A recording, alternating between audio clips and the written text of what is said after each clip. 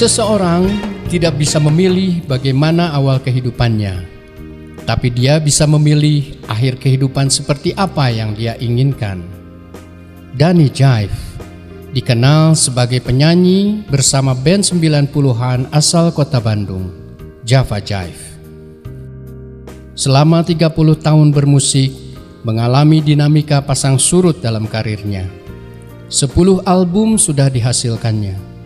Karunia indah, suara lahiriah telah mengangkat derajat kehidupannya serba kecukupan. Tapi dia gelisah, ada sesuatu yang dia abaikan dalam kehidupannya. Kemudian Allah memberinya hidayah untuk menjadi pribadi yang lebih berserah dan amanah. Dan dia kini lebih senang mendengar dan melantunkan suara hatinya. Dan ketika kita terpuruk, Kang Dani pernah ngalamin terpuruk, saya juga mengalami masa-masa yang udah gak terlalu banyak pekerjaan. Malah pikirannya tanya gimana cari pekerjaan, gimana cari usaha gitu. Padahal kalau dari ayat ini bahwa sumber-sumber rezeki kita ada di langit. Nah, mintalah ke Allah gitu. Mintalah ke Allah. Terus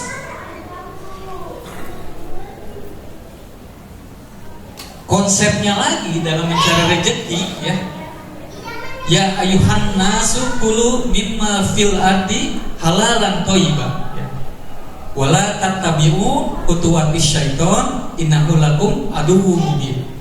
Wahai manusia, makanlah dari makanan yang halal dan baik yang terdapat di bumi, dan janganlah kamu mengikuti langkah-langkah setan.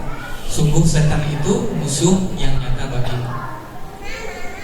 Nah, ini kadang-kadang ketika kita nyari rezeki, pengalaman saya itu tidak terlalu dihiraukan gitu. Masalah halal dan toyib ini kan. Masalah halal dan toyib ini.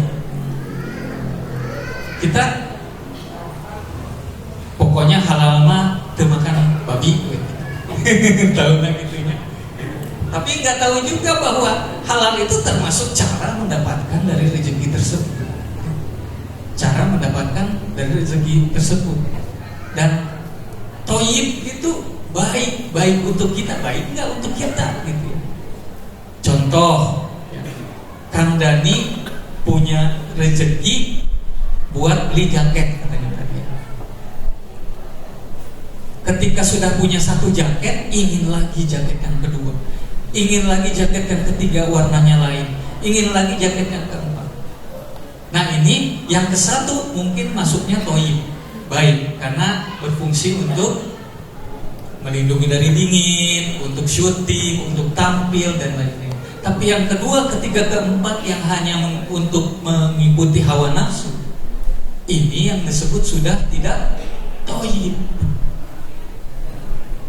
Jadi prinsipnya toyib itu adalah kita mendapatkan sesuatu yang kita butuhkan, bukan yang kita inginkan. Nah, sedikit banyak ketika kita diberi kelapangan, segala sesuatu yang kita beli itu lebih banyak karena kita inginkan, kan? Betul ya? Hayang ieu model anyar gitu ya. Karena uangnya ada, beli pastilah nggak akan ketinggalan lah. Dari mulai Nokia pisangnya, namun dari zaman dulu tehnya lebih ke baju kan, lebih ke pakaiannya, dia koleksi gitu kan, koleksi sepatu. Sekarang kemana itu? Ada, ya ada sebagian kan. Dan ya boots saya senang pakai boots ya. Jadi ada banyak boots dan sekarang asatnya dijalikeun pakai boots. Jadi saya sekarang lebih banyak pakai mokasin gitu ya. Mokasin itu sepatu yang itu udah lama nggak dengar mokasin. Mereka nggak tahu juga mokasin. Dulu mah usum kan namanya mokasin atau atau sepatu injek. Jadi si sepatu tuh tinggal masuk ya, tapi karena hoream gitu ya, belakangnya teh nggak dimasukin, tapi ditincang. Sepatu injek.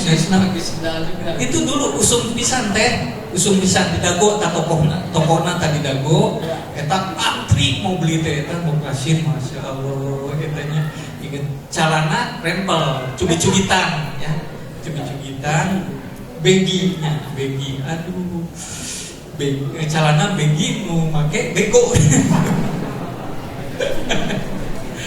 Aduh, masya Allah ya. Itu ya. Jadi ketika rezeki yang kita cari adalah sesuatu yang halal, tentunya bukan hanya dari zatnya, tapi cara mendapatkannya. Kalau kita di dunia hiburan, godaannya adalah biasanya tempat-tempat kita manggung. Tempat-tempat kita manggung, ya. Kalau acara-acara kantor, acara-acara istilahnya company atau acara reuni, acara family gathering masih oke lah. Tapi ya sering juga sih kita banyak yang minta di klub-klub, di dugem-dugem dan lain-lain. Kalau dulu gak ada urusan, gak ada urusan kita tetap manggung aja dengan riang gembira, masya Allah ya. Inilah yang menjadi pelajaran buat kita muhasabah, terutama saya dan Kang Dani ya, bahwa kalau relate dengan ayat ini bahwa ya kamu dijamin rezeki, tapi yang haram-haram juga lah gitu ya. Karena kalau dipikir-pikir yang halal itu jauh lebih banyak daripada yang haram. Jadi masih banyak yang istilahnya mah ya masih banyak yang lebih bisa kita cari gitu ya. Nah di Al-Baqarah 172 ya, yang luar biasa ini ya teman-teman ya, teman-temannya mungkin udah hafal. Wahai orang-orang yang beriman, makanlah dari rezeki yang baik. Ya ayuhan ladina amanu ya. Kalau tadi ya ayuhan nas ya. Wahai manusia ya, semua orang manusia. Kalau ini ya ayyuhal ladina amanu kulu min thayyibat ya. Jadi thayyibat jadi jamak ya. Ma razaqnakum waskuru lillahi innakuntum iyyahu ta'budun ya. Makanlah dari rezeki yang baik yang kami berikan kepada kamu dan bersyukurlah kepada Allah. Tadi relate ya dengan kisahnya Kang Dani. Saya dikasih apa-apa, jika nama kurang bersyukur, dah emang perintahan. Termasuk juga surat Ibrahim ayat ke-7 tadi ya. Kalau bersyukur nikmatnya ditambah. Nah, kalau tidak bersyukur bukan nikmatnya dikurangi, azab, langsung azab. Makanya kita masuk gini Kang Dani. Ketika kita tidak bersyukur, nah si etama tidak bersyukur kalah bagi beunghar. Ya kan? Sering banyak kan yang begitu. Tidak bersyukur si eta malah bagi sukses. Bisa jadi kekayaan dia, kesuksesan dia itu merupakan azab. Sehingga dia itu semakin jauh, semakin lupa, semakin tidak menyadari bahwa rezeki itu semuanya dari Allah. Istighfar. Nah kalau di Al-Baqarah 172 ini luar biasanya, wahai orang-orang yang beriman, makanlah dari rezeki yang baik. Pertanyaannya, kunaon teu make halal, hanya toyib aja gitu. Hanya toyib aja disebutkannya di sini. Nah, ternyata menurut para ulama Allah tuh tadi ngomong dengan seluruh umat manusia. Kamu makanlah, kamu carilah rezeki yang halal dan thayyib, yang halal dan baik. Kalau ini untuk orang-orang yang beriman. Makanlah rezeki yang baik. Dengan catatan kamu tuh orang beriman pasti udah ngerti lah harus halal. Jadi thayyib ini udah tercakup halal dan thayyib. Jadi Kalau kita mengaku orang beriman, nyari rezekinya masih yang gak halal dan toib, berarti ada masalah dengan keimanannya. Ini luar biasanya ayat-ayat Allah yang membuat kita merasa apa ya? Merasa Allah teh ngomong langsung dan kita ya, kayak Kang Dani gitu, melihat di masjid kemudian ada soal bersyukur, jelek. Itu tuh perasaan bahwa Allah sedang ngomong langsung sama kita, nggak sama yang lain, langsung sama kita. Ini yang membuat banyak saya dan maupun Kang Dani banyak bermuhasabah dan banyak mengevaluasi diri dengan cara-cara kita mencari rezeki. Punten, satu lagi Kang Dani, doa yang sering kita baca mungkin habis sholat ya 5 kali. Allahumma ini as'aluka ilman nafi'an warizqan thayyiban. Lagi-lagi gak disebutkan halal. Wa amalan mutaqabbalan ya. Ya kembali lagi bahwa kamu mah orang beriman, kamu udah ngerti bahwa yang dicari itu harus dengan cara yang sesuai syariat, yaitu yang halal. Baik, teman-teman, itu prinsip pertama kita dalam seni mencari rezeki ya. Bahwa kita jangan takut bahwa kita nggak bisa makan hari ini, besok gitu. Cek istilahnya mah bisa makan sabulan, urang teh geus kaasup beunghar. Udah terhitung kaya, kita tuh masih bisa makan besok, seminggu ke depan gitu. Karena orang lain mah banyak yang apa namanya istilahnya mah jauh tidak seberuntung kita gitu. Nah inilah mudah-mudahan Allah mengampuni ya, bahwa saya dan Kang Dani juga mempunyai profesi di dalam seni itu, ketika belum tahu ilmunya ya, banyak mengabaikan hal ini. Mudah-mudahan jadi pelajaran buat teman-teman. Kalau perjalanan saya mah tidak jauh sih dengan Kang Dani, bahwa dulu mungkin pernah dengar nama acara TV namanya Project B ya. Project B di sebuah stasiun televisi ya.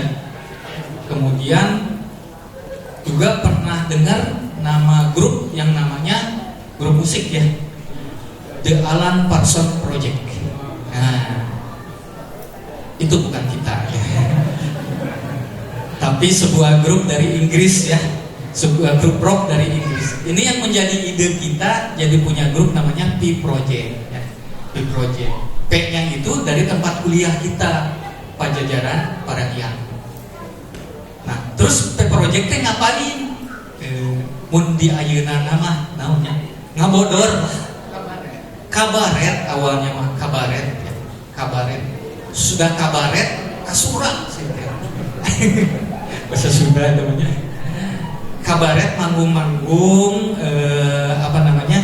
Memberikan hiburan, komedi ya, secara lip sync ya.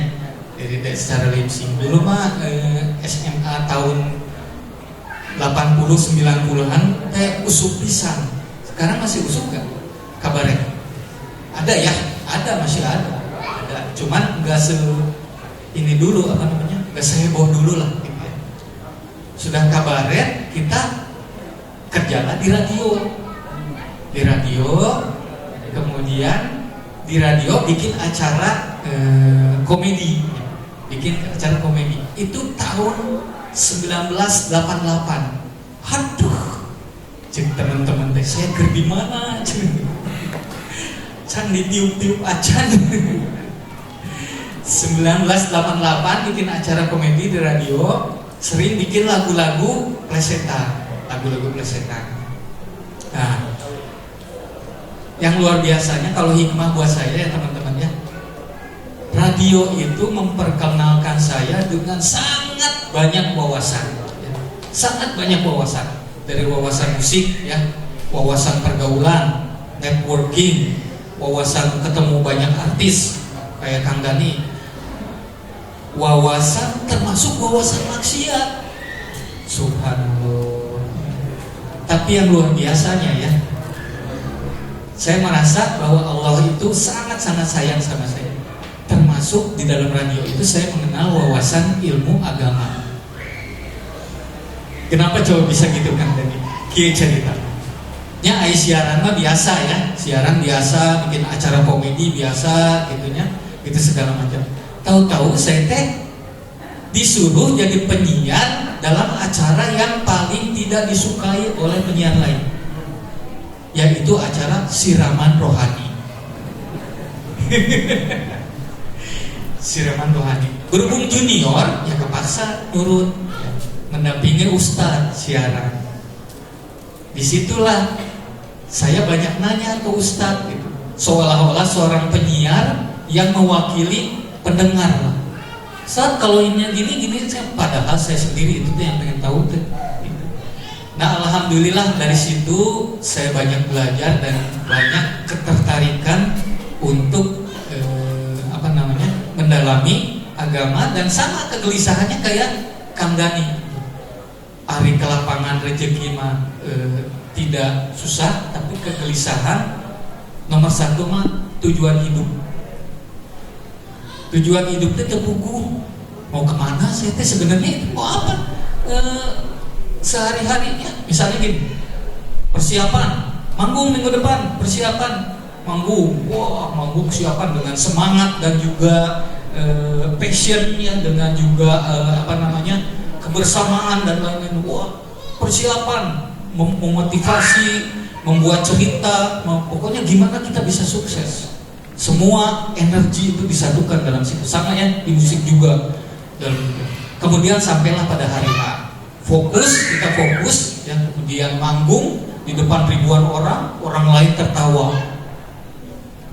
Setiap mendengar tawa orang lain tuh hati itu gembira, hati itu bangga, hati ini sukseslah pertunjukan, selamat gini segala macam. Pulang tidur, besok pagi itu mikir, nah nawangannya orang teh cuman itu aja yang mau saya cari teh, cuman segitu yang mau saya capai, kayaknya bukan ini nih. Bener nggak Kang Dani? Perasaan itu, iya udah sukses malamnya, tapi besoknya mikir, nanti keulang gitu lagi. Apa sebenarnya, pertanyaan dalam diri, apa sebenarnya tujuan yang mau saya capai itu apa? Nah disitulah relate dengan pengalaman saya belajar agama secara tidak langsung dalam siaran siraman rohani. Muncullah mungkin ya bibit-bibit hidayah. Mungkin halus nya punya nama anak bibit hidayah. Nah seperti itu. Kemudian alhamdulillah itu tahun 88, tahun 93 muncul album pertama dari kita di Project ya. Bareng juga dengan Java Jive ya. Sama-sama mendapatkan penjualan yang tinggi ya. Penjualan tinggi, dulu kita 450.000 kopi, kemudian diiming-imingi bonus bila album kedua juga sukses. Tahun itu juga, tahun 94 bikin album kedua, alhamdulillah sukses juga. Terus sampai 5 album kan. Ada album lebaran dan lain-lain seperti itu. Terus Masya Allah, terus karir kita di situ sambil saya terus belajar. Kalau saya ada satu perasaan pengalaman yang luar biasa menjadi pelajaran buat saya tentang rezeki kan. Rezeki kan ada dua macam ya, rezeki materi ya, sama rezeki batin. Tahun 99 saya menikah, kemudian tahun 2000 punya anak pertama ya. Siapa yang lahirnya tahun 2000 di sini? Berarti seanak saya. Tahun 2003 anak kedua gitu ya. masih pekerjaan, masih keluar masuk televisi apa segala macam gitu ya. Kemudian tahun 2004 naik haji. Kang, Pak, naik haji ayeuna mah aya hikmahnya. Kalau orang nunggu ya sekian puluh tahun, motivasinya teh kuat gitu. Saya ingin naik haji walaupun nunggu 15-10 tahun. Kalau saya mah saking mudahnya naik haji gitu, nggak tahu dah awalnya naik haji itu fungsinya apa? Hanya ke bawah keluarga, hanya terbawa oleh keluarga. Gitu. Karena keluarga naik haji, keluarga istri naik haji, ya saya ikutlah sebagai suami, makanya terus mendampingi istri. Nah, pulang dari haji mulai 2004, travelnya bilang, Kang Daan bisa nggak ngedampingi jamaah umroh tiap tahun? Oh bisa. Nah, di cerita haji ini ada yang cerita yang luar biasa menjadi pelajaran dalam hidup saya, khususnya tentang rezeki ini. Bapak Ibu, akang teteh sekalian, kalau haji itu kan ada yang namanya tawaf, ya, sa'i, kemudian diakhiri dengan tahallul. Ya. Tahallul itu kalau menggunting rambut sedikit, ya, didoakan Rasulullah 1 kali. Tapi kalau mencukur habis, didoakan Rasulullah 3 kali. Itu riwayatnya. Pada waktu mau naik haji, kita tukang ya satu grup tuh lagi istilahnya mah lagi sangat sering masuk TV lah. Bahkan memegang acara yang tiap malam minggu live ya, acara dari sebuah bank. Tidak saya sebutkan namanya di sini. Pokoknya depannya B, belakangnya A. Kata Pak. Ayo Bapak. Gebiar eta lah ya. Kan lagi enak-enaknya pisan atuh kerjaan eta mah. Setiap malam minggu ke Jakarta live, pulang di Bekelan, pulang makan nasi padang di jalannya di puncak sampai sini. Udah saminggu teh santai we, gak usah nyari-nyari kerjaan lain. Tibalah saya naik haji. Saya naik haji pas di sana, saya bilang, saya emang gak mau dibotakin. Kenapa Kang? Kenapa? Kata orang lain. Karena kalau saya dibotakin, gimana nanti dengan pekerjaan saya? Orang tidak akan mau manggil saya, beda penampilan. Ayeuna jadi botak, tidak continuity, belum lagi yang kontrak dengan gebiar ini, pasti jadi masalah.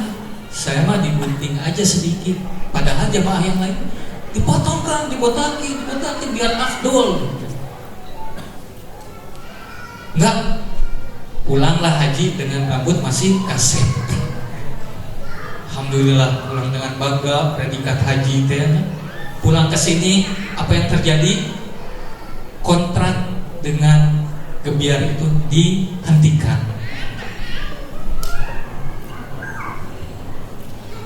Situ saya merenung gitu ya.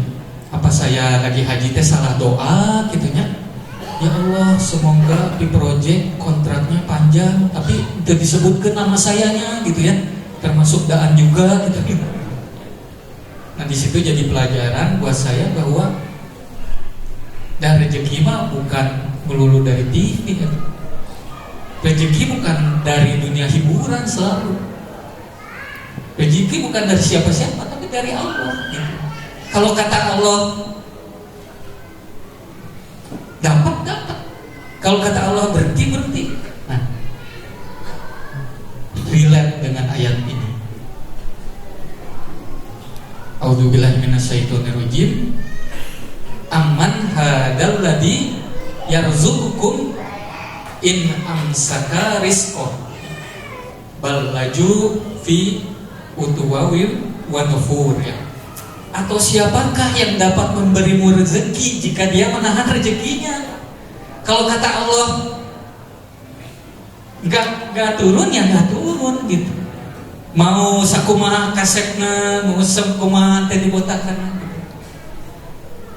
Alhamdulillahnya teh Allah masih sayang sama saya. Begitu pulang kata travelnya, Kang bisa ngedampingi jamaah, insya Allah bisa.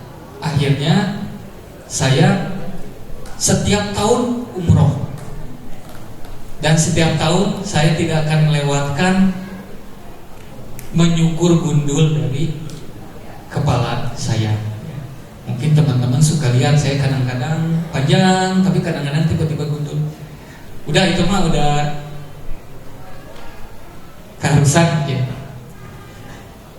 Yang luar biasanya lagi, sekian tahun saya umroh, setiap tahun ngedampingi jamaah, tidak pernah keluar uang sepeser pun.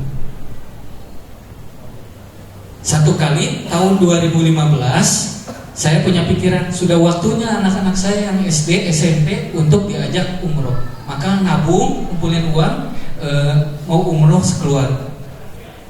Dari 2004, 2015 berarti udah 11 kali umroh, berarti udah pengalaman dong. Sekarang yang pakai uang sendiri dengan gayanya, ayo keluarga. Pokoknya dengan saya udah tahu segala seluk-beluknya. Gagal berangkat, berangkat ke Cengkareng, udah pakai ihram. Nah, nanti dipanggil-panggil itu sampai jam 1 pesawat pergi, visanya tidak muncul, tidak keluar, dan gagal berangkat pada tahun itu. Menjadi pelajaran lagi buat saya. Hari dibayarin orang, alhamdulillah bisa berangkat. Pakai uang sendiri, justru gagal berangkat. Balik deui ke ayat ini. Siapa yang dapat memberimu rezeki jika dia menahan rezekinya? Maka di situ saya banyak belajar bahwa udahlah, pokoknya mah rezeki mah Allah yang ngatur. Gak usah gelisah ketika satu sumber itu berhenti, gitu ya. Gak usah gelisah ketika Allah belum memberikan hasil. Yang luar biasanya lagi bahwa kita belajar bahwa ketika kita usaha, dagang, kemudian belum ada hasilnya, sebenarnya Allah tuh menginginkan untuk kita yang lebih baik dari sekedar laba atau keuntungan materi, yaitu pahala dari doa-doa kita, ya, pahala dari tahajud-tahajud kita, ampunan-ampunan dosa, ya. Kemudian juga hasilnya insya Allah akan berikan secara akumulasi. Bener, saya ngalamin kayak gini. Sekarang ini kan dagang frozen food ya, online ya, sejak pandemi kan tadi frozen food online. Jadi rada sering tak saya nyanyi let it go gitu kan, frozen kayak satu hari upload tawar-nawarkeun dari mulai grup WA, IG, FB nya sampai ke grup WA, sampai ke akhir nama ke pribadi. Satu hari, 2 hari, 3 hari tidak ada yang beli. Tapi begitu kita udah seminggu, hampir 2 minggu, tiba-tiba Kang, bandeng teh ayat punten Kang 50 diborong. Jadi luar biasa rezeki dari Allah tuh ketika kita tetap ya mendekat diri kepada Allah, maka itu adalah Allah ingin kita mendapatkan pahala, ampunan dosa, dan sekaligus nantinya diakumulasikan hasil secara materi. Baik, sekarang mangga Kang Dani lagi ada yang mau disambungin, mangga siap. Masya Allah, luar biasa ya. Nah, itulah kehidupan brother and sister, luar biasa ya. Allah teh menjodohkan. Suaranya penyanyi pisannya. Ya, jadi wahadainahum najdain katanya tadi Kang pertanyaan gimana, dan saya juga nggak tahu ilaha diajar agama teh kapan tertariknya sama agama. Ya memang kita teh ditunjukkan dua jalan ya, dua jalan, satu jalan keburukan, satu jalan kebaikan. So Allah menyaah ke kita semua tuh ya, saking sayangnya Allah memberikan otoritas kepada kita untuk sok pilih nyalira. Ku saya terus ditunjukkan jalan kebaikan mah ujungnya kan itu, jalan kegorengan mah ujungnya kan itu, pada pilih kemana, sok pilih bagian. Itu saking sayangnya Allah sama kita, tidak memaksa gitu ya. La ikraha fiddin, di dalam agama nggak ada paksaan, kamu pokoknya harus jalan kadieu ya. Lamun maneh teu soleh, lamun maneh teu ngabohong, maneh bakal menang emas seguduk. Atau mun maneh ngabohong, maneh curug maneh bau. Jadi mun urang ngabohong, bohong terus urang kanyaman ngabohong berarti kan nggak begitu. Tetapi Allah menunjukkan dengan kasih sayangnya kepada kita, sok mau pilih yang mana silahkan.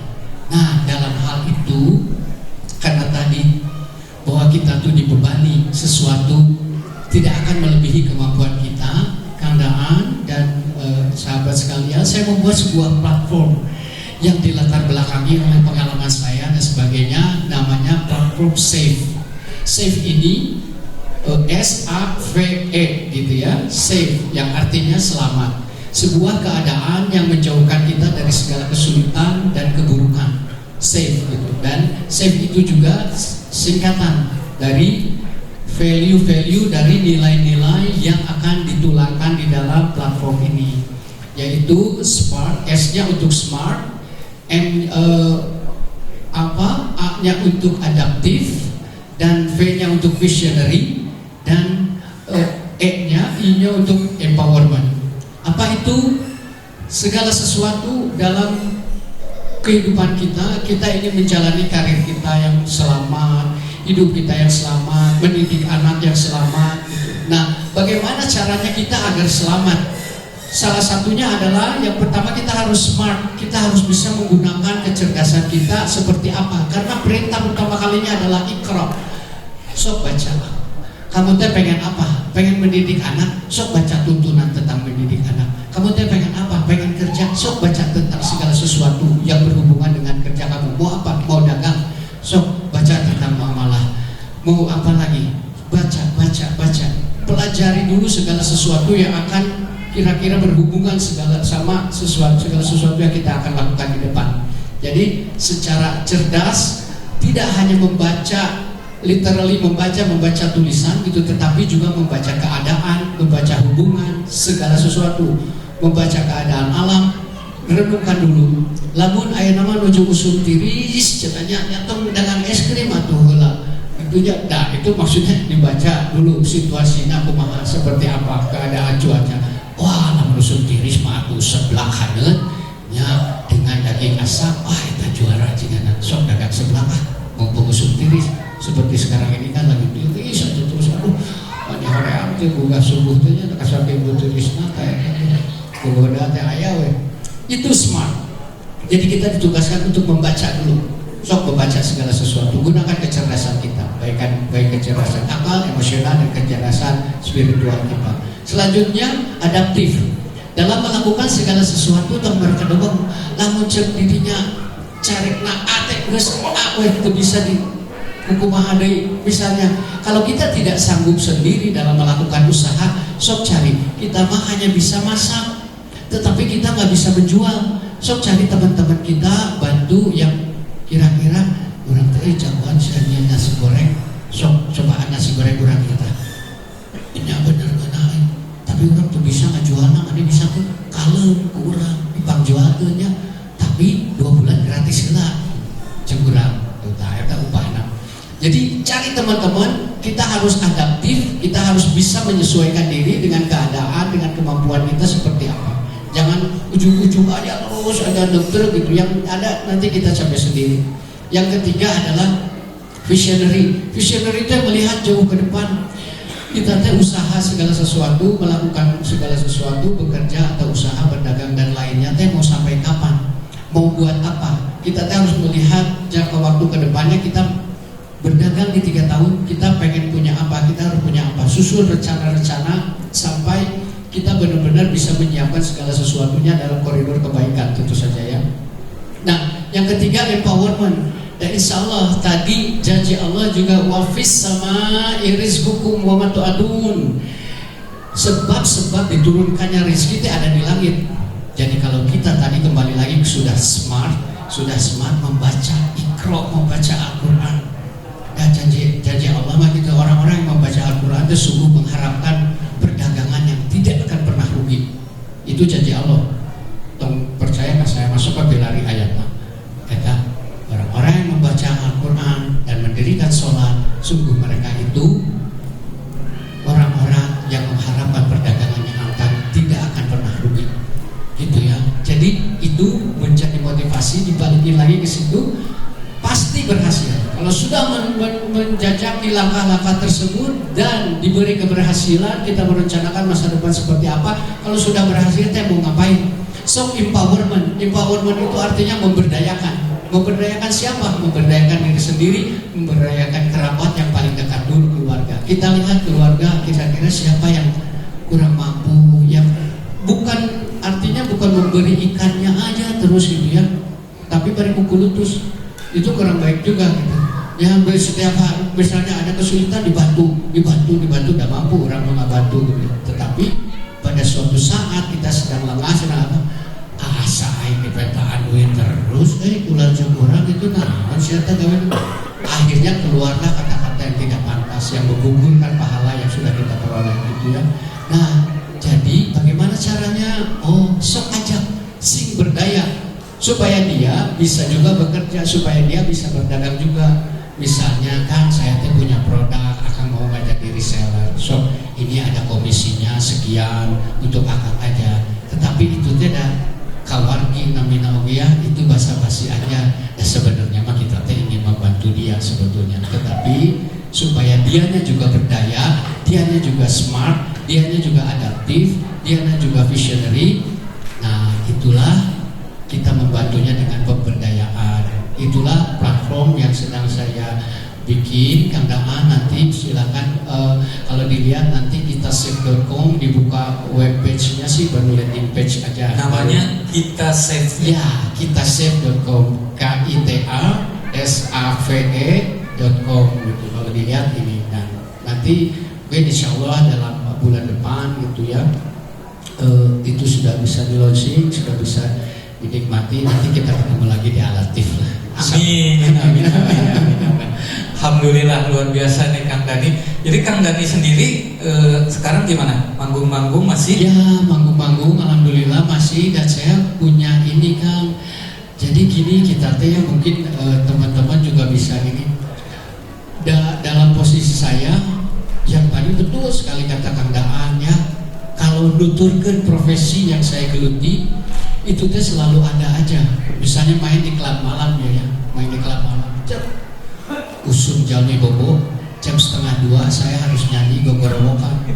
Dugi ka waktos tahajud ya, jam 3:30 sampai beres ada di Jakarta. Bari nonton teu salaladan ya. Ya, bari nonton teu salaladan teu barugu ya gitu di tempat poek nah katingali gitu ya. Tetapi saya tetap gugur dan saya dibayar dari penjualan homer gitu ya, penjualan minuman keras gitu. Dan itu kan membuat saya gelisah. Jadi kumahanya gitu, astagfirullahaladzim. Tapi ya karena kita berkelompok, kita anggotanya berenam gitu ya. Saya juga ingin menggugah kesadaran teman-teman saya dengan cara-cara yang baik gitu ya, karena yang memang perintahnya gitu, ajaklah gitu orang-orang kepada jalan Tuhanmu dengan hikmah. Kumahanya hikmahnya gitu. Jadi ya saya masih mencari cara. Nah, salah satu caranya adalah membuat bisnis.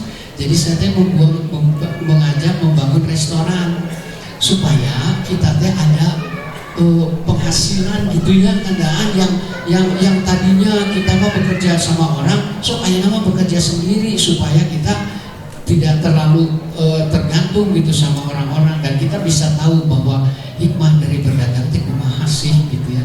Nah, jadi saya membangun media berdagang itu sebetulnya dalam koridor bismillah untuk ibadah gitu Kang, karena dalam perdagangan itu banyak sekali hikmah buat saya, ketemu banyak orang, silaturahim gitu ya.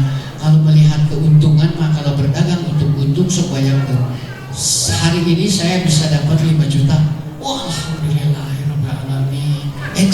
itu deui dagang deui. Dalam keadaan yang sama, segala sama, dia promosinya sama, jurus-jurusnya sama. Hari itu teh pas tutup kasir sebenarnya ini 78.000 istimewa dagang. Untuk apa? Nah itu tadi keadaan sudah sampaikan bahwa Allah teh, dan setiap hari juga kita berdoanya apa, ya Allah limpahkan rezekinya, mudahkan, berilah petunjuk kepada orang-orang untuk datang ke warungku dengan banyak dan membeli banyak segala produk. Selalu begitu doanya. Tapi pada ujung harinya 3 juta, 79.000, 450.000, 15.000. Jadi kalau kita merasa bahwa doa kita tidak dijawab sama Allah gitu, tetapi ya hari ini mas rezekinya karena kamu teh sudah memberdayakan orang di sini. Saya juga tahu kamu teh harus ngegaji orang dan kamu deg-degan karena apa? Tabungan kamu ipis man. Nah, tenang lah. Ya pokoknya pakai ayah pembayar gaji gitu. Jadi hal seperti itu teh Kang Daha membawa banyak hikmah ya yang oh masya Allah itu kita teh bisa berhikmat kepada pelanggan itu di situ ngaberesan piring, terkadang saya nyuci gelas gitu ya, tapi itu saya lakukan bismillah karena Allah, karena saya nggak bayangkan dulu saat saya jadi berang zaman hadrotnya Kang Daan punten, wah banyak badan nonton teh mengular gitunya. Saya wah ini eta piring kotor, piring nanti lu di mana weh badai gelas naon ya sadayana. Tetapi eta mah barengan ku Allah dituju mentah jika kabungkut dani jika kumaha raos teu ngaberesan piring batur. Raos teu ngumahan piring gelas batur. Dari situ saya mendapatkan hikmah juga, masya Allah. Saya sambil terus beristighfar semoga saya selalu diampuni terus sama Allah segala dosa-dosa saya sambil nyuci piring. Astagfirullahaladzim. Jadi hikmah-hikmah perdagangan itu banyak saya dapatkan Kang Daan dari situ ya. Jadi pengennya mah kita teh harus kreatif dalam membuat media-media tempat kita beribadah, karena itulah yang nanti akan dinilai sama Allah di yaumil akhir ya. Bukan ketampanan kita, banyaknya harta kita, atau apa gayanya kita, pintarnya kita, tidak, tetapi bagaimana tabungan kita melalui media-media ibadah itu supaya kita bisa mengumpulkan hasanah terus-menerus. Gitu Masya Allah, Masya Allah. Mudah-mudahan berkah usahanya Kang Dani. Dan mungkin di akhir dari tema seni mencari rezeki ini ya, ada satu ayat yang relate dengan apa yang Kang Dani sampaikan tentang usaha. Dan bahwa manusia hanya memperoleh apa yang telah diusahakannya. Wa al laisa lil insani illa ma sa'a. Sa'a artinya usaha yang sungguh-sungguh gitu ya. Selain rezeki yang diberikan Allah yang sudah ditetapkan ya, Allah juga memberikan rezeki lain, yaitu yang kita ikhtiarkan, kita usahakan gitu ya. Kalau soal ini tidak lain, kita hanya bisa belajar dari peristiwa Sya'i'nya Siti Hajar dan Nabi Ismail ya. Saat usaha yang sungguh-sungguh, ritual Sya'i dalam umroh itu adalah ritual yang ingin mengabadikan bahwa di tempat itu pernah ada seorang wanita yang berusaha dengan sungguh-sungguh mencari rezeki untuk anaknya dengan situasi tidak ada sesuatu apapun.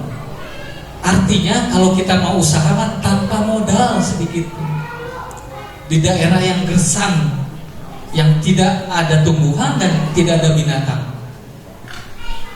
Peristiwa Sya'i ini ya, ketika Siti Hajar berlari ya, mencari air ya, Nabi Ismail menangis gitu ya, naik ke Bukit Sofa ya, kemudian tidak melihat apa-apa yang lewat, kemudian berdoa kepada Allah, kemudian turun lagi ya, di tengah-tengah melihat fata morgana seolah-olah di sana ada air, lalu beliau berlari ya, sehingga diabadikan dengan lari-lari kecil di tengah-tengah tempat Sya'i itu, kemudian naik lagi sampai 7 kali, terakhirnya di Marwah ya. Tapi Tapi rezeki mah gak didapat di kedua bukit itu.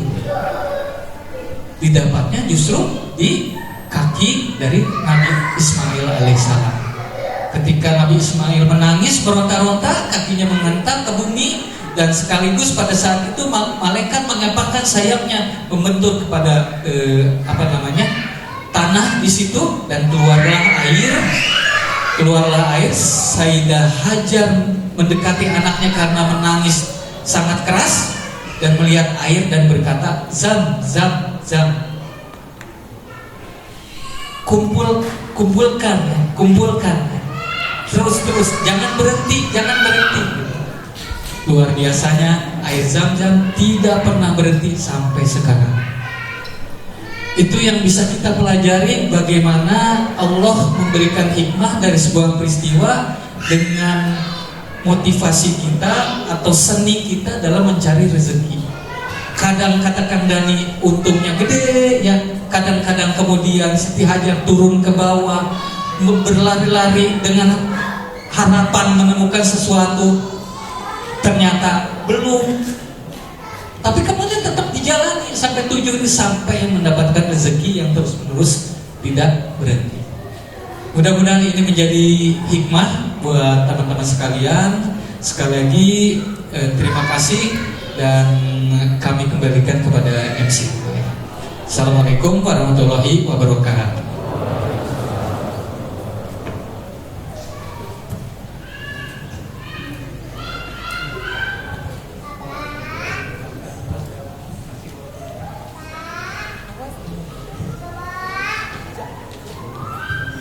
Bagian yang tegang berikutnya yaitu tanya jawab.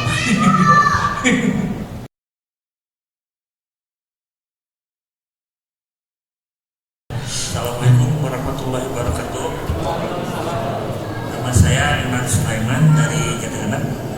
Ada pertanyaan perkataan ya, karena beliau sering mengantar jemaah umrah ya.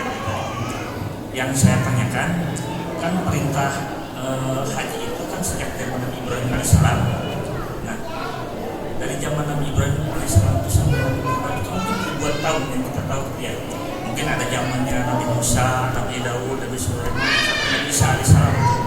Nah, sampai kita juga umat Islam, umatnya Nabi Muhammad SAW tidak menghilangkan ritual ibadah haji itu sendiri.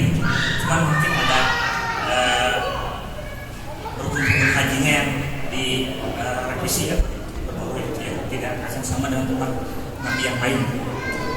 Yang saya tanyakan, apakah pada zaman Nabi Musa, Nabi Isa sebelum Nabi Muhammad itu, bagaimana perintah haji itu dilaksanakan oleh umat pada zaman Nabi itu? Terima kasih. Assalamualaikum warahmatullahi wabarakatuh. Bismillahirrahmanirrahim. Assalamualaikum warahmatullahi wabarakatuh.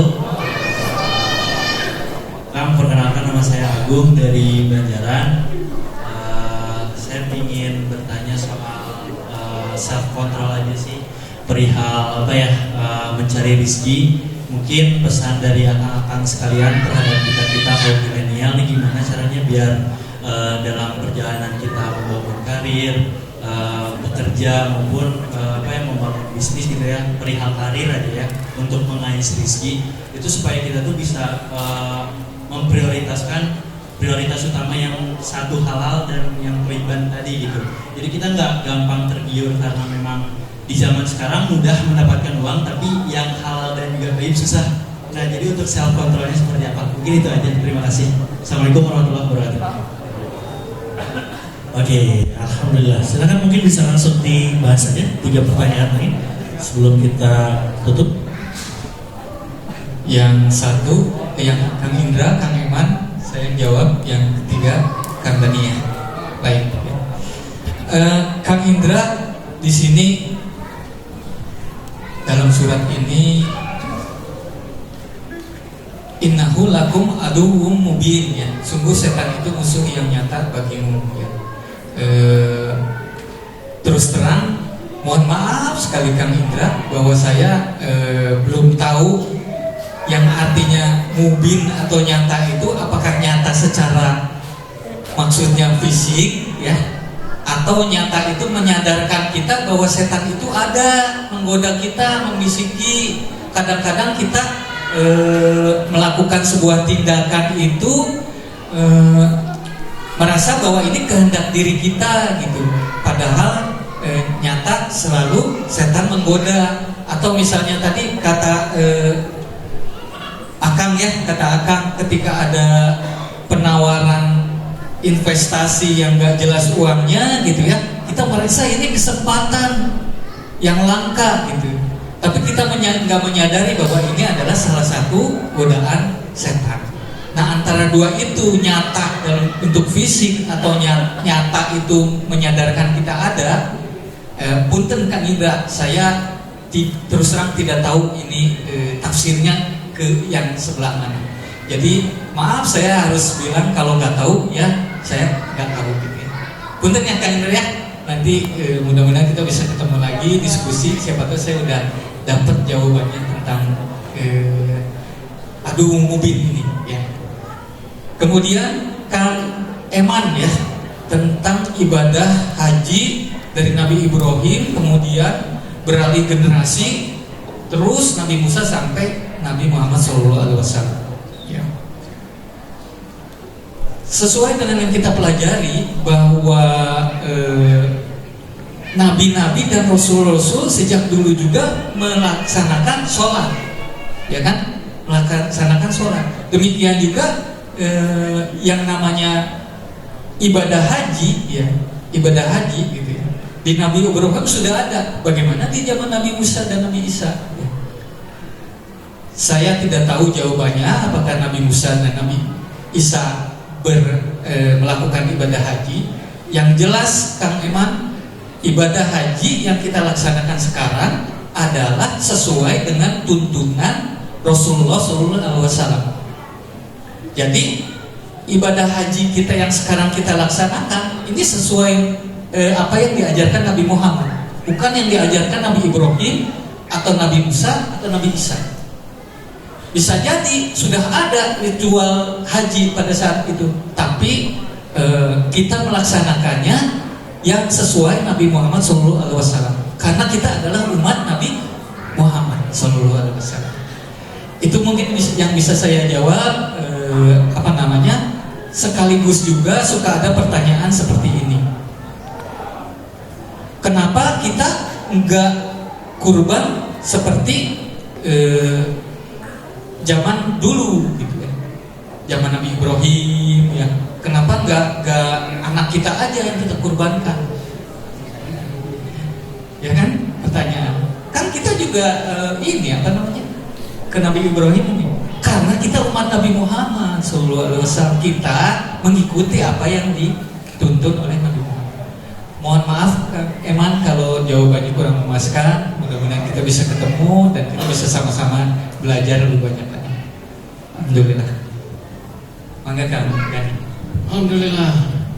Kang Eman punten ini mah melengkapi ini jawaban Kang Eman yang harus memperhatikan.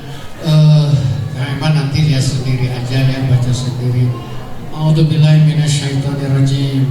Wa iz bawwa'na li Ibrahim makana baiti alla tusyrik bi syai'an wa tahhir baiti lit-ta'ifina wal qa'imina war-ruk'is sujud. Wa azzim fin nasi bil hajji ya'tuka rijalan wa ala kulli dhamirin ya'tina min kulli fajjin amiq. Jadi tadi Kang Daan menyampaikan bahwa kita mengikuti Rasulullah karena kita memang umatnya, dia betul sekali. Tetapi ritual-ritual itu memang sudah dilakukan sejak Nabi Ibrahim. Apa yang dilakukan tawaf gitu ya, itu tuh memang sudah diperintahkan oleh Allah melalui Nabi Ibrahim. Sucikanlah rumah Allah itu, jangan pernah dikotori gitu ya. Sucikan untuk orang-orang yang tawaf, untuk orang-orang yang beribadah, waruka'is sujud, dan orang-orang yang ruku dan sujud. Jadi kita kita berangkat haji ke sana itu gitu ya, tawaf itu menjadi hal yang utama dari sa'i gitu ya.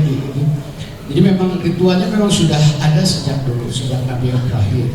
Tapi ya itu saya juga ada lubang, apakah Nabi Musa melakukan haji, apakah Nabi Isa melakukan haji, saya yakin melakukan juga, karena itu memang sudah runtutannya begitu ya, itu ajarannya gitu. Dan pada Rasulullah dipertahankan, lebih dikerucutkan lagi gitu ya, dengan aturan-aturan yang lebih jelas gitu.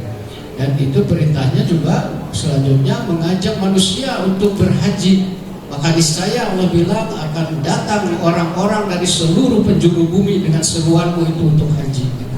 Jadi artinya ya insya Allah semua manusia itu memang diperintahkan Allah untuk haji. Itu mungkin Kak Iman, mungkin dikonfirmasi Kak Guru Kak Iman di bumi Bayangkan.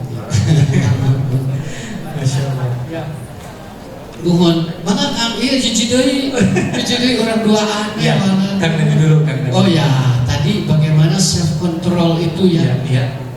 Self control teh ya, kalau ini yang paling saya rasakan, Kang. Lain kecil teh saya hidup di Cianjur, Kang. Dan saya teh memang darah seni teh memang ada di dalam diri saya sejak kecil ya.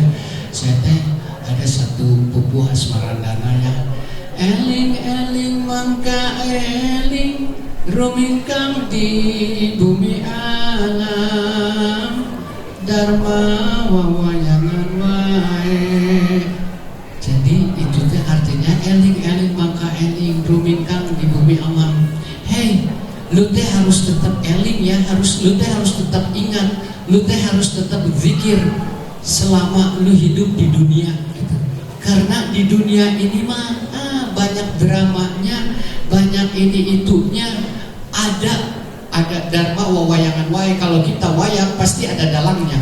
Jadi kita teh hanya sebagai wayang saja. Yang disuruh jahat ya jahat, disuruh apa? Maksudnya dengan pengilhaman itu fa'alhamaha fujuraha wa taqwaha itu yang mengilhamkan. Jadi mana yang mau kita ikuti? Ya gitu. Nah, self controlnya seperti apa? Zikir. Self controlnya harus selalu ingat, harus selalu eling kepada siapa? Innani anallahu la ilaha illa ana fa'budni wa aqimis sholata lidzikri. Sungguh aku ini Allah. Di agama mana yang Tuhannya mengaku kepada makhluknya? Hanya di Islam. Sungguh aku ini Allah, maka beribadahlah kepadaku, sholatlah untuk mengingatku. Jadi kalau kita bisa mempertahankan itu, mempertahankan zikir dan zikir yang paling utama adalah sholat, insya Allah self control itu selalu ada di dalam diri kita gitu ya. Ada apa-apa, ada masalah, ambil wudhu 2 rakaat besok sudah. Ada keuntungan apa ya Allah, alhamdulillah ini ada rasa nikmat yang luar biasa, rasa puas yang luar biasa, ambil air wudhu, sujud. Ada kesulitan, ada apapun masalah itu, ambil air wudhu. Sok iraha wae tah dari iraha. Tunjukkan bahwa kita teh benar-benar ya Allah, saya teh ingin dekat sama Allah karena dengan kedekatan ini saya merasa selamat, merasa tenang, merasa jauh dari masalah. Dan masalah mah semua orang pasti diuji gitu ya. Tapi ini pertanyaannya bagus sekali. Bagaimana caranya supaya menjaga self control kita itu? Zikir itu saja gitu ya. Ala bi dzikrillah tatma'innul qulub. Dengan mengingat Allah, hati menjadi tenang. Sakit itu kaitan itu sampai dengan. Masya Allah. Kan siapa tadi? Kang Agung. Mungkin kalau dari saya sih ada yang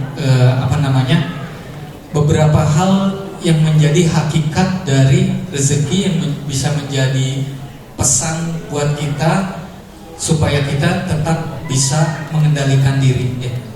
Yang mudah kita bahas bisa jadi ini rangkuman dari apa yang kita obrolin dari awal tadi ya, bahwa kita satu sadar bahwa setiap makhluk pasti akan diberi rezeki Allah. Jadi kalau ada peluang rezeki yang kira-kira nggak syar'i, jangan ragu-ragu tinggalkan, atau kita ragu bahwa nanti bisi mau menang deui.